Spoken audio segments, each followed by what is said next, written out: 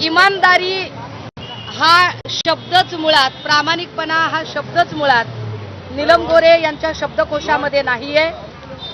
त्यामुळे प्रकाश आंबेडकरांशीही त्यांनी बेईमानी केली। नंतरच्या काळात त्यांनी पवार साहेबांच्या पक्षामध्ये प्रवेश केला। पवार साहेबांचं महिला धोरण होतं, त्यामुळे त्यांनी अनेक महिलांना नेतृत्वाची संधी दिली, त्यात नीलम गोरे एक।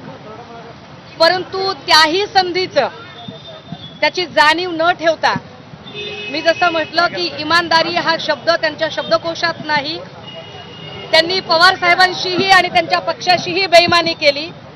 आधी त्यांनी प्रकाश आंबेडकरांशी बेईमानी केली, नंतर त्यांनी पवार साहेबांशी बेईमानी केली, मग त्या आमच्याकडे आल्या। आमच्या पक्षातल्या कित्येक निष्ठावंत लोकांची संधी त्यांनी हिरावून घेतली। मातोश्रीवर सातत्याने पडीक राहून निष्ठावंत लोकांच्या बद्दलची मतं करणे, एवढेच प्रमुख काम त्यांनी चोखपणे बजावले। ज्या नीलम गोरेंना पक्षाने 4 वेळा आमदारकी दिली, त्या नीलम गोरेंनी शहरातला एक नगरसेवक सोडा, त्या राहतात त्या भागात मॉडेल कॉलनीमध्ये साधी शिवसेनेची शाखा सुद्धा उभी केली नाही। त्या नीलम गोरे ज्यांनी पक्षाच्या संघटनेसाठी म्हणून कुठलंही काम केलं नाही, उलट पक्ष संघटनेमध्ये प्रवेश कसे थांबवता येतील, लोकांना कसं बाजूला ठेवता येईल, शिवसैनिकांची कायम हिडीस व्यवहार करणे। मी स्वतः नीलम गोरेंकडे 2017ला जाधवर ग्रुप ऑफ इन्स्टिट्यूटच्या कार्यक्रमाच्या वेळेला शिवसेनेत पक्षप्रवेश करण्याच्या संदर्भात विनंती केली होती, पण नीलम गोरेंनी 2017 ते 2022 पर्यंत माझा पक्षप्रवेश होऊ दिला नाही।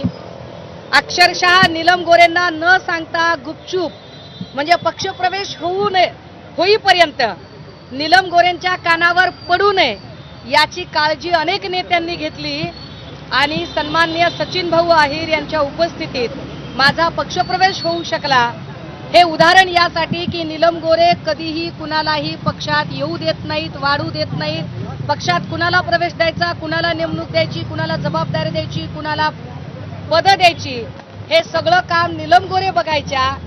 आता जर त्यांचं असं म्हणणं असेल की त्यांनी 2 मर्सिडीज दिल्या वगैरे त्याच्या सांगत आहेत, तर माझा साधा प्रश्न आहे, हडपसर भागामध्ये पीएमटीने डिस्पेन्सरीची प्रॅक्टिस करण्यासाठी जाय करणाऱ्या नीलम गोरे यांनी पहिली आमदारकी घेण्यासाठी 2 मर्सिडीज कुठून आणल्या, हे सांगावं लागेल त्यांनी आम्हाला।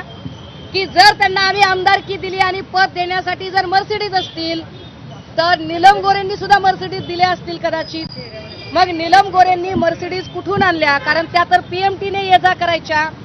नीलम गोरेंचा असा कोणता व्यवसाय आहे की ज्यामुळे त्यांची 2-2.5